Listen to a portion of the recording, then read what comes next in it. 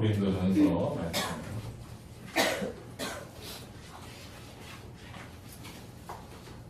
고린도전서 2장 1절부터 5절까지 말씀인데요. 찾아보시겠습니다.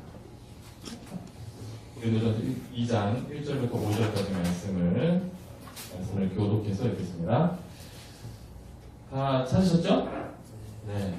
자, 제가 먼저 읽겠습니다. 형제들아, 내가 너희에게 나아가 하나님의 증거를 전할 때에 말과 지혜의 아름다운 것으로 아니하였나니 내가 너희 중에서 예수 그리스도와 그가 십자가에 못 박히신 것을 외에는 아무것도 알지 아니하기로 작정하였습니다. 내가 너희 가운데 거할 때에 약하고 두려워하고 심히 떨어노라. 내가 너희의 전도함이 설득력 있는 지혜가 나오지 아니하고 다만 성령에 따라 자신과 능력으로 하여 함께 너희 믿음이 사람의 지혜에 있지 아니하고 다만 하나님의 능력에 있게 하였느니라. 아멘.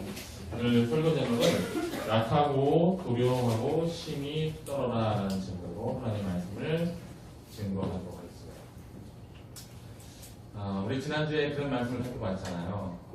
교회에서 우리가 모든 우리의 말과 성도로서의 삶의 표현을 우리 자신의 자랑거리 안에서 자랑하면 되지 않는다라고 우리가 찾아보았습니다. 그리고 우리 모든 말과 행위와 이 교회 안에서의 근본적인 태도는 주 안에서 자랑하라고 이야기했습니다. 그리고 그 나머지는 다 우리의 죄됨을 자랑하기에 우리가 여기서 이 교회라는 곳에서 여러분 주님이 아닌 다른 것들이 자랑되어질 때 교회가 세상이 될 수 있다라고 이렇게 얘기를 했습니다.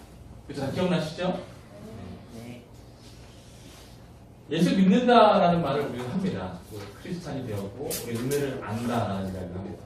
근데 이게 안다라고 했을 때 보통 수학 문제, 필수학기를 안다라는 것을 알려면 그 문제를 풀 수 있는 과정을 보거나 정답을 적어내는 것을 보면 그 사람이 정말 아는지 믿는지를 확인할 수 있습니다. 그렇죠? 근데 우리가 이제 예수님을 알고 복음을 안다라고 했을 때 그 안다라고 말하는 그 사람의 그 말을 정말로 그렇게 예수님을 알고 크리스찬이 되었는지 우리는 그것을 확인할 방법이 사실은 없었어요. 여러분들이 이렇게 다들 성도로 지금 부르심 받아서 저는 목사님 저는 예수님을 알고 있습니다 라고 저한테 얘기하고 저도 여러분들한테 얘기할지라도 그것이 정확하게 객관적으로 확인될 수가 없습니다.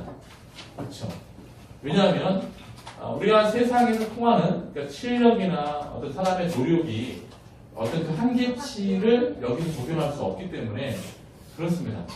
구원과 복음은 그런 세상의 실력이나 또 우리가 노력하는 대가에 의해서 생기는 것이 아니라 순전히 하나님이 주시는 것이기 때문에 우리가 그것을 측정할 수가 없는 거예요. 여기에 있는 우리 모두가 다 나는 하나님께 은혜를 알고 믿다, 하나님 믿고 있다라고 얘기할 수 있긴 하겠지만 그것에 대한 최종적인 결론을 내리시는 분이 하나님이시기에 우리가 그렇게 말할 수 있다는 것만으로 우리가 그렇게 예수를 알고 은혜를 알고 있다라고 말할 수 없다는 것이죠. 복음의 성격이 그렇습니다. 사실 오늘 그런 얘기를 할 것인데요. 내가 어떻게 이 복음을 안다라는 것을 다른 사람들이 알 수 있을까? 혹은 내가 나 스스로 알 수 있을까? 사도 바울이 그런 얘기를 하고 있는데 이 말씀 속에서 우리는 복음의 진수에 대해서 함께 나눠보자. 우선 이것부터 확실히 해야 될 것 같습니다. 우리가 믿는 기독교의 근본적인 신앙을 갖게 된 출발은 제가 질문합니다. 내가 믿었기 때문에 신앙이 출발되었다. 아니다. 아니면 하나님이 나에게 먼저 찾아오셨기 때문에 내 신앙이 출발되었다. 내가 믿었기 때문에 출발했다. 하나님이 나에게 믿음을 주셨기 때문에 내가 출발했다. 자, 첫 번째입니까? 두 번째입니까? 내가 믿었기 때문에 내가 하나님을 믿었고 라고 생각하시는 분 첫 번째. 두 번째는 하나님이 내게 오셨기 때문에 내가 이런 신앙을 갖게 되었다. 자, 첫 번째. 자, 두 번째. 그렇죠. 이게 다들 중요한 고백이긴 하지만 사실 여기서부터 많은 교단이 나눠요. 우리가 생각하는 감리교나 성결교는 내가 믿었기 때문에 내가 신앙을 가졌다라고 생각합니다. 그래서 내가 오늘 믿은 것과 내일 믿지 않는 것은 굉장히 차이가 있다고 생각해요.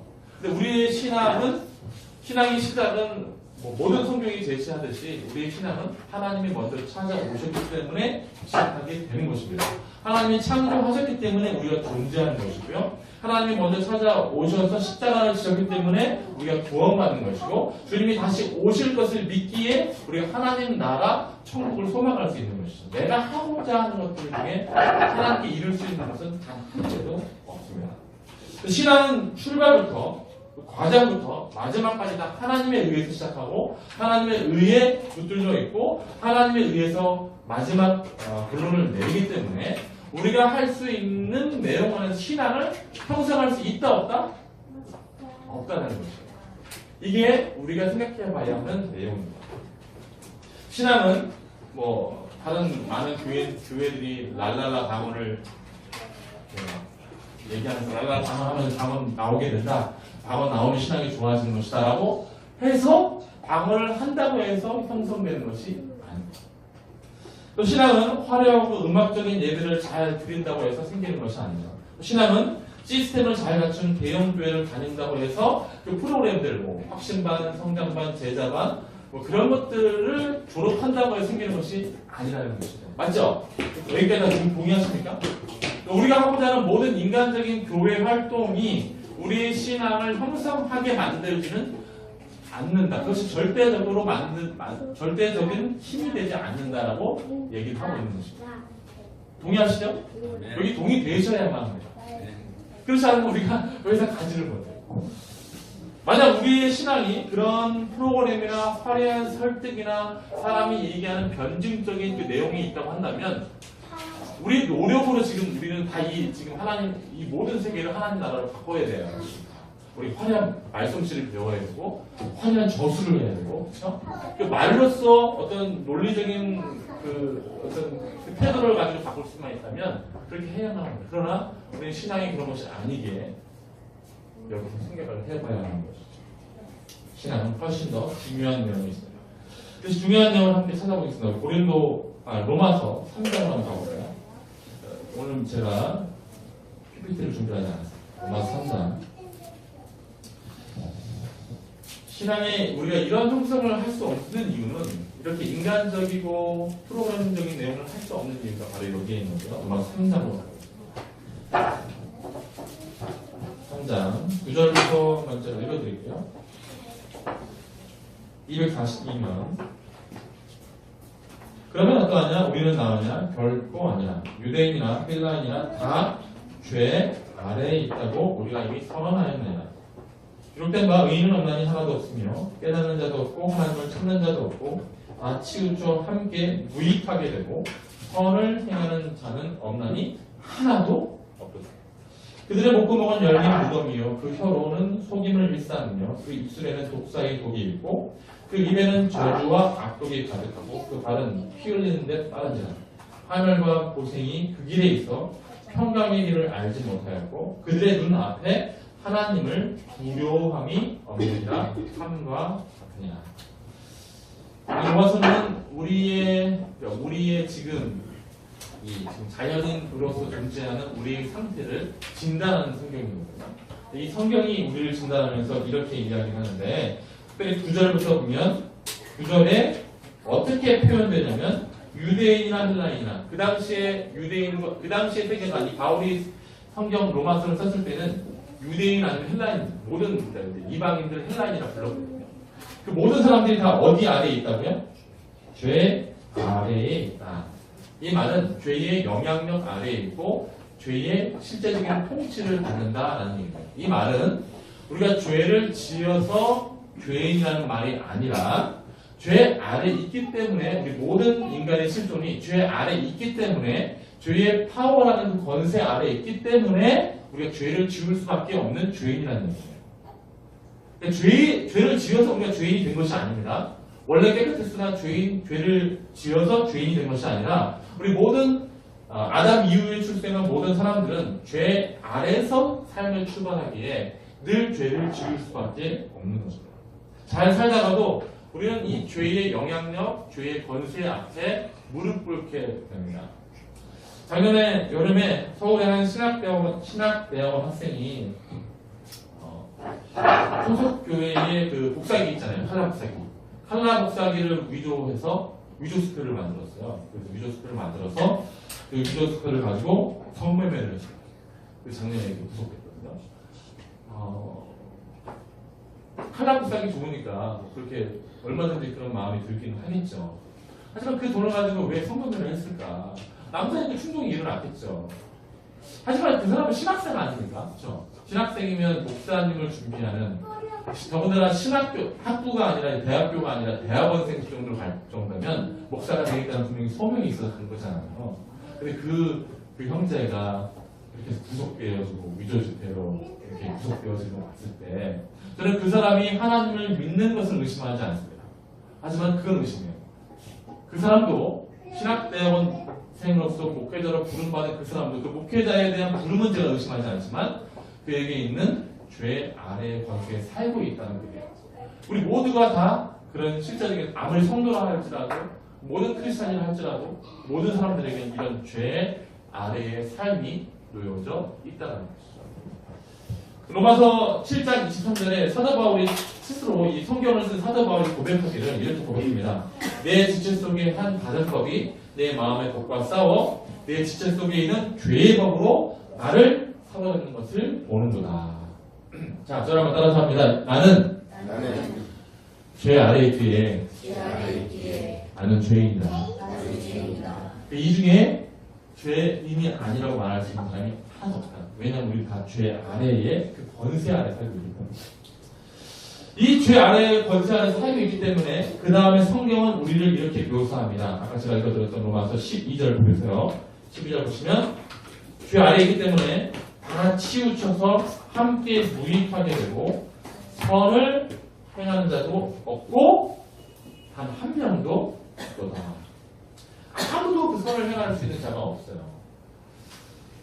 그러니까 사람이 온전한 삶을 보여줄 수 있는 사람이 아무도 없다는 거죠. 여러분 저 어렸을 때는 그 숨바꼭질과 비슷해서 이제 살려주는 게임이 있었는데 다방구라고 있어요. 다방구 아세요? 다방구. 네. 아세요? 누가 아세요? 직접 아세요? 다방구. 다방구 아시죠? 아, 왜 술래잡기 이렇게 술래 다 숨었다가 막 이렇게 술래가 이제 찾잖아요. 그때 찾아갖고 다 애기 손가락에 이렇게 다 맺어요. 그러다가 딱 한 명이 딱 떨어지면 다 도망가는 거. 무화꽃이 피었습니다. 아, 그거 아니지. 하여튼 비슷한 건데, 어쨌든. 한 명만 살면 끊어지면 다 도망갈 수 있거든요. 그런 게임 안 해보셨어요? 해봤습니다. 해보셨죠? 저랑 나이가 같거든요. 죄송합니다. 어르신들은 못 하셨을 텐데. 근데 그 다방구 게임도 한 명이 남으면 살 수 있어요. 모든 사람들이, 술래에게 잡힌 사람들이. 그러나 한 명도 죽이면 어떻게 됩니까? 다 체인지예요. 바뀌는 거잖아요. 다 술래에 이제 다가서 해야 돼요. 지금 우리가 살고 있는 인간의 실존이 그렇다는 거예요. 이 죄의 영향력 아래 다 지금 손가락 끼고 다 줄 서 있어요. 근데 아무도 이거를 잘라줄 사람이 존재한다? 안 한다. 다 죄 아래에 있기 때문에 아무도 자 살아나 하고 잘라줄 사람이 다 존재하지 않는다. 저도 마찬가지고 여기 앉아있는 그 누구도 마찬가지고. 그러니까 우리 여기 성경에 보면 하나도 존재하지 않는다. 자, 이 하나도 존재하지 않기에 13절부터 15절을 계속해서 읽어봅니다. 제가 읽어드립니다. 그들의 목구멍은 열린 문이고요. 그 혀로는 속임을 일삼으며 그 입술에 독사의 독이 있고 그 입에는 저주와 악독이 가득하고 그 발은 피 흘리는데 빠르다. 이제 죄 아래 놓여진 사람의 부패성을 보여주는데요. 우리 입에 무덤이 있고 독사의 무덤이 있고 독사의 독이 있고 저주와 악독이 가득하고 우리는 입만 열면 열린 무덤처럼 우리가 부패한 내용에 대한 말들을 하는 그런 부패한 사람이라는 것이고 그 발은 피 흘리는데 빠르다. 그러니까 온갖 더러움이 다 있다는 것이죠. 여러분 그 미국의 귀신 이름 뭐죠? 미국의 귀신 우리는 처녀 귀신, 뭐 몽달 귀신, 뭐 화장실 귀신 많이 있잖아요. 미국의 귀신 두 글자. 미국의 귀신. 좀비. 예. 미국 귀신인지 모르겠는데 좀비 있잖아요. 미국 뭐 이제 뭐 유령도 있긴 하지만 좀비 있잖아요. 좀비의 사전적인 정확한 뜻은 살아있는 시체예요. 살아있지만 죽은 사람. 그래서 많이 다니죠. 여기에 표현되어져 있는 13절, 14절, 15절은 마치 그런 모습으로 우리를 묘사해요.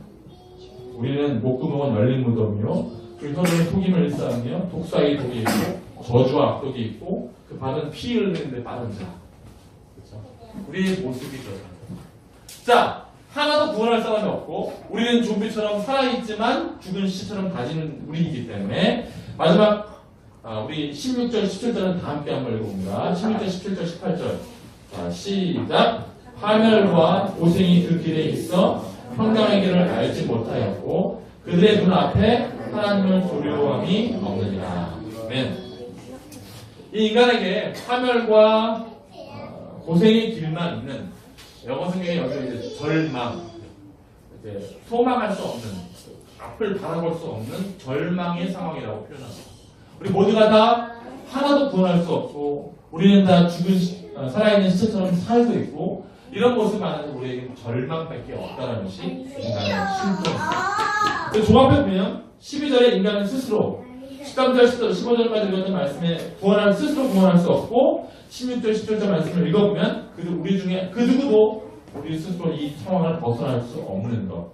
그래서 이런 상황을 신학적으로 어떤 용어로 얘기하냐면 전적으로 무능하다, 전적으로 부패했다라고 신학적으로 얘기합니다. 자, 저를 한번 따라서 합니다. 전적으로 무능하다, 전적으로 부패했다. 이런 전적 타락, 전적 부패, 전적 무능이라는 이 말 속에는, 먼저 전적 무능이라는 말 속에는 인간이 하나님께 나아갈 수 있는 어떠한 조금의 능력도 갖고 있지 않다는 것을 이야기하고 있고, 전적으로 부패했다는 이 말은 인간은 늘 하나님을 대적하는 존재로 서 있다는 것을 이야기합니다. 자, 그래서 이것이 우리에게 지금 주어진 인간의 실존이라는 것이에요. 늘 부패했기 때문에 하나님께 나아가 대적할 수밖에 없고, 우리가 무능하기 때문에 인간 스스로 하나님께 나아갈 수 없는 거예요. 우리가 무능하다는 것이 어떻게 증명될 수 있냐면 20절 말씀 한번 찾아보겠습니다. 20절 보면 우리가 무능하다는 증거를 율법을 통해서 우리는 확인할 수 있습니다. 20절 읽어보면 그러므로 율법의 행위로 그 앞에 어렵다 하시는 얻을 무체가 없나니 율법으로는 죄를 깨달습니다. 하나님께서 하나님께 나아오는 방법으로 율법을 주셨어요. 말씀을, 구약에 있는 말씀을. 그런데 그 구약에 있는 말씀으로도 좋지만 그것을 행할 수 있고 완전히 이룰 수 있는 능력이 없다. 그러니까 전적으로 무능하다. 하나님께 나아올 수 있는 방법을 제시했지만 나아갈 수 없는 그런 상태입니다. 자, 이게 우리가 존재하는 인간의 실존의 모습입니다. 그런데 이런 인간의 실존 안에서 오늘 성경은 로마서 말씀은 이렇게 표현됩니다. 21절에 보면 이제는 이런 인간의 실존에서 여러분 이제는 앞에는 사실은 그러나라는 성경이 빠졌어요. 그러나 헬라어 원문에는 그러나가 있는데요. 그러나 이제는 반대되는 거죠. 인간은 그런 실존, 전적으로 무능하여서 전적으로 부패하여서 하나님께 나아갈 수 없지만 그러나 이제는 무엇이 나타났다고요? 율법 외에 어떤 것? 하나님의 한 의가 나타났다. 하나님의 한 의가 나타났다. 나는 이 말 속에서 하나님은 인간의 구원에 대한 실제적인 다른 내용을 지금 증거하고 싶으신 것이에요. 사람은 철저히 무능하고 사람은 철저히 부패하여 하나님께 나아올 수 있는 방법이 없지만 그러나 이제는 사람이 하나님께 나아올 수 있는 방법, 하나님께서 사람에게 갈 수 있는 방법이 있는데 그것은 사람의 노력과 사람의 의, 사람의 공로, 사람의 실천이 아닌 무엇이 나타났다? 하나님의 한 의가 나타났다. 그러므로 하나님은 처음부터 하나님과 사람이 온전히 대화하고 사람이 하나님께 구원받을 수 있는 길 중에는 다른 길을 열어놓으시지 않았다는 것이에요. 사람의 노력이나 그런 것으로 하나님께서 사람을 만나시려고 했던 적이 없어졌다는 것이에요. 하나님이 사람을 만나실 수 있는 유일한 방법은 하나님의 한 의, 이것이 바로 복음이 되는 거죠. 누구의 의, 하나님의 의가 나타나서 우리가 구원을 받게 되는 것이죠. 이게 복음입니다. 이 말은 인간적인 것이 하나도 없다는 것이에요. 그러니까 지금 우리가 말씀드렸던 뭐 인간적인 종교행위나 아까 제가 말씀드렸던 인간적인 프로그램이나 이런 모든 것들이 복음에 통할 수 없다는 얘기예요. 그러니까 우리가 제가 지금 아까 설교 처음 하면서 얘기했던 내용들 다시 한번 반복하는 것인데요. 우리가 왜 내가 예수를 믿는다 라는 확인할 수 없냐면 우리의 구원의 이 시작점과 출발점은 우리의 의가 아니라 하나님의 한 의로 하나님께서 우리를 만나시기로 결정하셨기 때문에 우리의 어떤 인간적인 내용이나 계획과 이 모든 것들이 통할 수 없다는 것이고 그것을 통해서 우리의 은혜를 알고 있다는 내용들이 증명되지 않는다는 것입니다. 오직 하나님의 한 의. 모든 인간적인 것이 거부되어집니다. 자, 그러면 이 하나님의 한 의가 어떻게 해서 우리에게 받아들여지게 됩니까? 어떻게 해서 받아들여지게 돼요? 이게 대단히 중요해요. 여러분 어떻게 복음을 믿으셨습니까?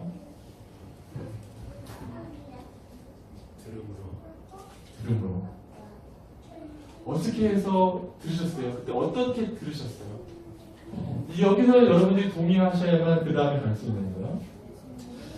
오늘 다시 본문으로 돌아서 사도 바울이 이 복음의 인간적이지 않은 내용을 깨닫고 그런 복음을 이렇게 대했습니다. 자, 이제 고린도전서 오늘 본문으로 다시 돌아갑니다. 2장 3절 2장 3절 한번 다 함께 한번 읽어봅니다. 자, 다시 본문으로 돌아가서 이런 복음의 오직 하나님께서 하시는 복음의 신성성 앞에 이런 태도를 가졌습니다. 2장 3절 4절 5절 한번 3절을 다 함께 읽습니다. 시작. 내가 너희 가운데 거할 때에 약하고 두려워하고 심히 떨어진다. 여러분 왜 약하고 두려워하고 심히 떨었을까요? 복음이 인간적인 것이 전혀 없기 때문에 우리가 가지고 있는 깨달음이나 어떤 설득의 이해를 통해서 복음을 믿는 것이 아니기 때문에 그는 약하고 두려워하고 심히 떨었습니다. 그러니까 가르치는 내용으로 되었다고 한다면 그는 약하고 두려워하고 심히 떨 필요가 없습니다. 그러나 그는 복음 앞에서 복음을 전하는 내용 앞에서 약하고 두려워하고 심히 떨었습니다. 왜? 이 복음은 하나님의 영역 안에서 출발하는 것이기 때문에 복음은 신성한 것이기 때문에 이건 경이로운 것이기 때문에 하나님의 것이기 때문에 그가 말하는 전하는 내용 안에서 이 하나님의 것인 하나님의 내용이 혹여나 가감되거나 혹여나 떨리거나 혹여나 떨어질까봐 그는 이 하나님의 복음의 신성성이 온전히 드러나는 것을 놓고 약하고 두려워하고 심히 떨었습니다.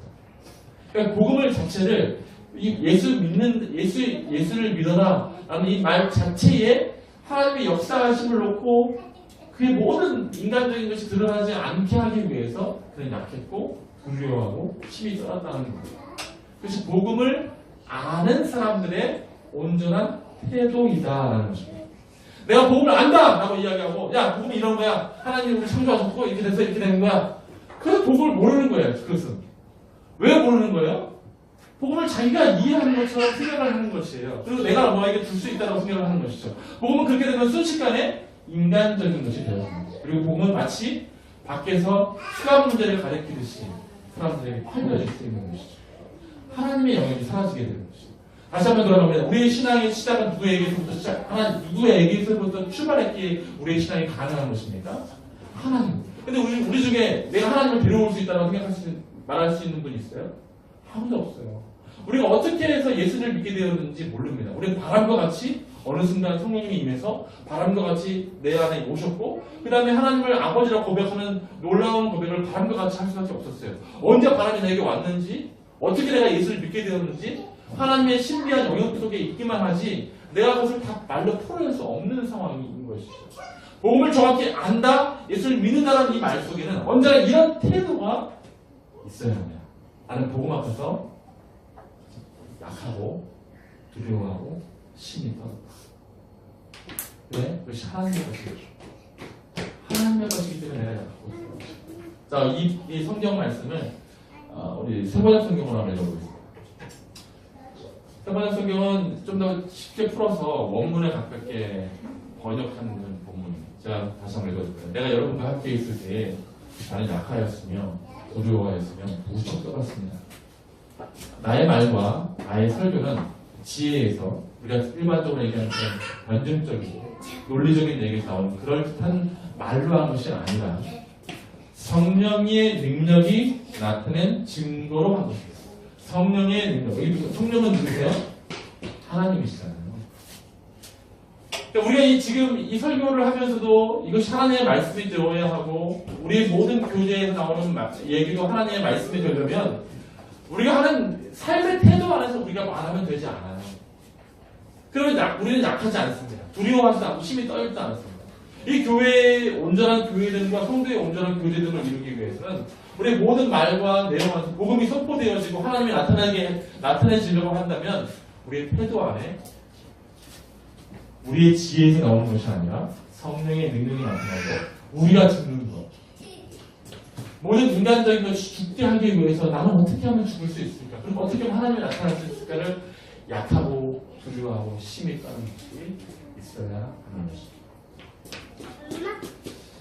그래서 저는 복음을 안다라고 했을 때, 복음을 믿는다라고 했을 때 그 사람에게 이런 것이 있어야 됩니다. 반드시 그에게는 오직 자신의 전적 무능과 전적 부패가 늘 간증되어야만 한다고 합니다. 그것이 없는 성도에게 자기의 전적 무능을 간증하지 않고 자신의 전적 부패를 간증하지 않는 그런 모습들로 있다고 한다면 복음을 제대로 안다라고 말할 수 없을 것이고, 그래서 간증하지 않고 예수 믿었더니 뭐 잘되고 뭐 형통하고 부자 되더라, 그것은 복음을 잘 모르는 것이죠. 그렇죠? 제가 작년에 우리 청년부에 성질 때 설교했던 내용이었지만, 작년에 우리 박근혜 사태가 났잖아요. 그때 문화 어떤 일을 하면서 차은택 씨라고 있었어요. 차은택 씨 기억나시죠? 이름은 다 기억나시죠? 차은택 씨. 그 사람이 새롭게 하셔서 CBS 방송에 나와서 하나님이 나를 이렇게 높이 드셔서 나를 이렇게 뭐 국가에서 하게 하시고 뭐 이렇게 하셨단 말이에요. 근데 그 내용이 다 들춰보면 하나님이 하신 일은 하나도 없어요. 다 자기가 한 일이죠. 그러고 나서 방송국에 나와서 하나님이 하셨다고 고백하는 그 내용 속에 온전히 복음에 대한 인간적인 측면만 있는 거죠. 그렇죠.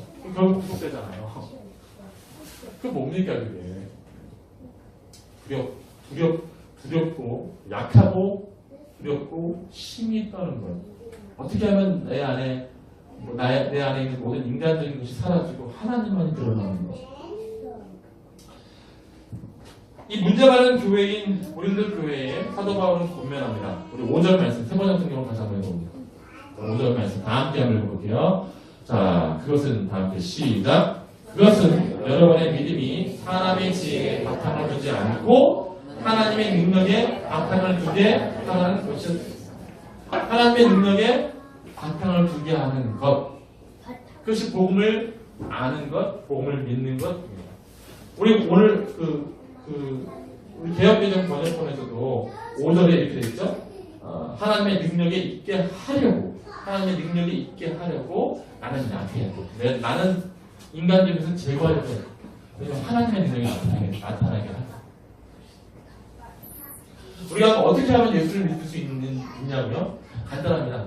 우리 무능을 깨달으면 돼요. 사실은 우리의 부패를 깨달으면 됩니다. 그러면 하나님이 오셔요. 하나님 누구신지 발견하게 됩니다. 이 간증순이 우리가 나아가야만 해요. 사도 바울은 그가 복음을 알고 있지만 그 사람들에게 복음을 전할 때도 늘 이런 하나님의 능력이 나타나는 것을 간절히 사모하면서 그가 복음이 어떻게든 깨지지 않게 전하는 모습. 그게 복음을 안다라고 얘기하는 것이죠. 구원이 인간적으로 바뀌는 것은 참 쉽습니다.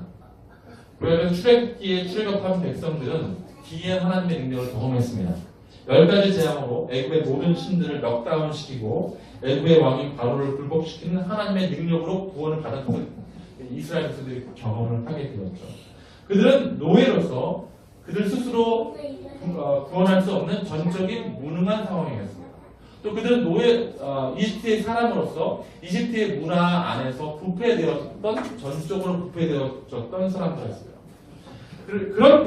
그런 무능하고 그런 부패했던 사람들을 하나님의 전적인 능력으로 구원받게 하셨죠.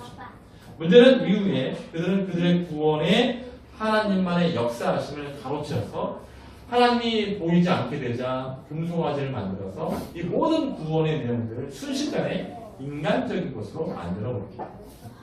하나님의 전적인 능력으로 구원받았음에도 불구하고 그들은 하나님을 자신들이 만들 수 있는 모습을 만들어버려요.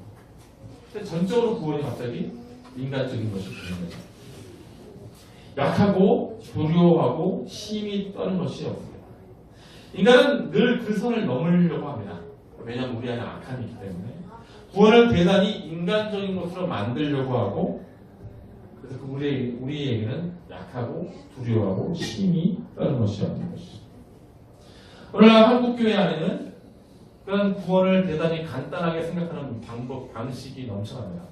많은 교회들이 구원의 확신이라는 프로그램 안에서 성경 공부 한 번만 하면 마치 구원 받는 것처럼 이야기하고, 직분 하나 받으면 구원 받는 것처럼 이야기합니다.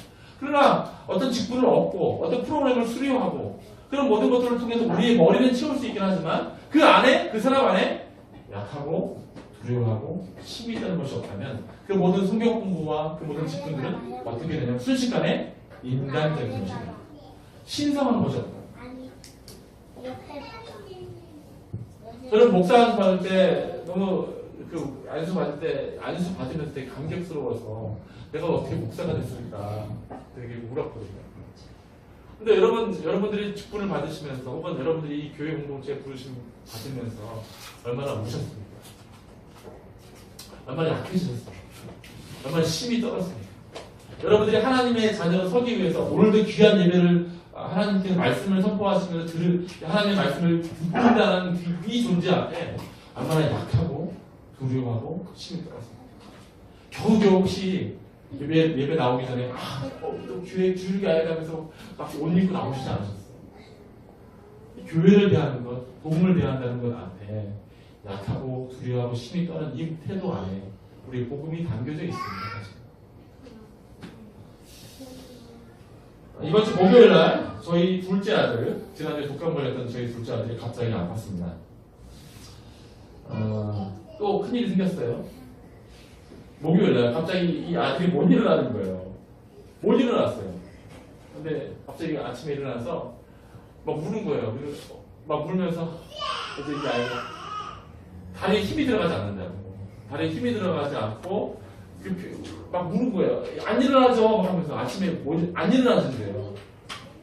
그런데 이제 부친 거는 뭐 잘 놀다가 이제 그 다음 잤는데 못 일어나기 때문에 갑자기 부모로서 저와 저희 아내는 패닉이 되는 거죠. 못 일어난다. 그 다음에 얘가 표현하기를 이렇게 표현을, 다리가 너무 가벼워. 다리가 너무 가볍다. 그 다음에 이제 일어서다 일어서니까 얘가 엉덩이를 빼고 이제 다리에 힘을 주지 않고 이제 있는 거예요. 순식간에 패닉이 되었습니다. 발가락을 움직이는데 일어서지를 못하는 거예요. 다리가 너무 가볍다, 다리에 힘이 들어가지 않는다는 말 속에 막 우는 아이를 보면서 저희도 가서 철렁한 것이죠. 꼼짝없이 누워만 있는 아이를 얻고 그 오전에 저희는 애들 빨리 막 다른 애들 지유를 빨리 학교 보내고 애들 소윤이는 어린이집 보내고 나서 얼른 척추 관절병원 있잖아요. 얻고 갔습니다. 가는 내내 이제 아침 우리 7시에 일어났으니까 그 병원 한 11시에 갈 때까지 가는 내내 저희 집은 지옥이었어요. 왜냐하면 이 아이의 표현 속에 잘 일어나는 아이가 갑자기 못 일어난다고 얘기하고 울고 있고 다리에 힘이 들어가지 않는다고 하는 상황 속에서 저는 당연히 그렇게 생각할 수밖에 없는 것이에요. 고열이 40도까지 독감증이 올라갔었으면 혹시라도 무슨 뇌 쪽에 무슨 일이 생겼을지 않았을까, 아니면 그 독감 때 먹었던 타미플루 약이 뭐 부작용성에 있었지 않았나? 그러니까 혹시 하반신 마비가 오면 어떡하나? 뭐 오만 가지 생각이 다 들고, 물론 지금은 되게 멀쩡합니다. 지금은. 근데 그때는 장난 아니었어요. 어쨌든 막 이 부모로서 이 다가오는 이 긴박감과 긴장감은 엄청 많습니다. 얻고서 이제 가서 가는 동안 저는 계속 그렇게 기도했습니다. 하나님, 그 모든 악에서, 주기도문에 남아있는 것처럼 모든 악에서 이 아이를 구해주었어. 의사를 만나기 예약된 시간이 이제 예약이 안 됐기 때문에 1시간 반 정도 기다렸어요. 그 기다리면서 제가 기댈 수 있는 거, 우리 와이프나 제가 할 수 있는 것은 아무것도 없었습니다. 이 아이는 계속해서 누워있고, 단 하나 할 수 있는 것은 기도했습니다. 하나님을 의지하는 거. 아무것도 할 수 있는 거 없어요. 제가 왜냐면 제 아이를 뭐 다리를 만질 수 없어요. 그러면서 이제 제 마음속에 기도하는 가운데 이렇게 기도했어요. 하나님, 복음서에 보면 많은 예수님을 만나고 나서 많은 사람들이 이렇게 고침받고 일어서고 막 그러잖아요. 하나님, 저도 이 병을 마치고 의사의 진료를 보고 돌아갈 때는 마치 복음서에 나타난 기적이 나타나서 이 아이가 자기 발로 걷게 해주셔서 멀쩡하게 태어나게 해주셔서라고 기도했어요. 그런 하반신 마음이 진짜 안 오기를 간절히 놓고 기도했어요. 하나님 하실 줄 믿습니다 하고 막 그렇게 기도를 하게 되었습니다. 그리고 이제 의사를 드디어 만났습니다. 우선 엑스레이를 찍어봤고요. 엑스레이 상에 아무런 문제가 없었습니다. 의사 선생님이 아무런 문제 없는 아이처럼 그냥 툭툭 대하셨고, 그리고 다리를 몇 번 만져보시더니 이렇게 말씀하셨습니다. 이거 타박상이에요. 네. 타박상이었어요. 그리고 왜 아이는 못 걷죠? 그래서 얘기했더니, 이 아이는 지금 타박상이 너무 아파가지고 자기 스스로 지금 보호하는 중이래요. 그래서 본능적으로 배고프면 밥 먹고 배 안 고프면 이제 안 먹는 것처럼 이 아이는 그냥 본능적으로 타박상을 보호하기 위해서 안 걷는 거예요. 이제 병원 퇴원할 때쯤 되면 걸을 거예요. 그래서 아예 선생님이 이렇게 세우니 갑자기 일어서는 거예요. 그리고 집에 가다 이렇게 종종적으로 이제 나오기 시작했습니다. 제가 믿었던 만큼 하나님께 정확히 역사해 주셔서 어쨌든 퇴원은 해밍으로 네. 이 얘기를 들으시면서 목사님 그렇게 호들갑을 떠십니까? 애 셋이나 키웠으면서 아직도 그걸 모르세요? 라고 할 수 있을지 모르겠지만 저는 애 셋 키우면서 이런 일은 없었거든요. 그리고 이게 단순히 해프닝으로 끝날 수 있기는 하지만 저한테는 그랬어요. 어떤 게 발견되냐면 이 아이가 다리가 다쳤을 때 제가 얼마나 무능력한 줄 할 수 있는 게 아무것도 없습니다. 이 아이도 얼마나 무능력한지. 그러니까 뇌가 어디에 다쳤을 때 이거 스스로 일어설 수 없는 존재. 얼마나 무능력하고 얼마나 저 아이가 할 수 있는 건 아무것도 없어요. 우리는 무능하고 제가 그때 고백할 수 있는 건 하나님은 전능하셨다. 저는 이렇게 고백할 수밖에 없어요. 지금 이 아이는 깨병을 부린 거다라고 고대학적으로는 그렇게 결론이 나지만 저는 신앙적으로 이 아이를 하나님이 고치셨다. 병원을 나올 때 하나님의 전능으로 이 아이가 나왔다라고 저는 고백하고 싶습니다. 꾀병이었지만 그렇게 하나님이 만지셔서 지금 잘 걷고 잘 깨어나고 우리에게 다시 평안을 주셨다. 저는 우리의 구원도 마찬가지라고 생각되었습니다. 복음을 믿고 구원에 이르는 가정도 마찬가지죠. 우리가 얼마나 무능력한지를 깨닫고 거기서 두려워하고 심히 떨고 그 약한 것. 제가 이 아이의 아픔 속에서 무능력한 그것 안에서 제가 심히 떨고 두려워하고 아팠던 것처럼 우리의 존재에 대해서 우리가 전적으로 타락하고 전적으로 무능하기 때문에 우리에 대해서 약하고 두려워하고 심히 떠는 그래서 복음 안에서 하나님의 전능을 깨닫고 그것을 감사하는 것. 그것은 경이로운 것이죠. 그것은 신성한 것이죠. 어떤 인간적인 프로그램이나 인간적인 말로도 표현되지 않는 것입니다. 그게 바로 복음의 능력인 줄 믿습니다. 사랑하는 성도 여러분, 오늘 설교 제목이 뭐죠? 주보에 나와 있어요. 설교 제목 뭐죠? 약하고 두려워하고 심히 떠나라.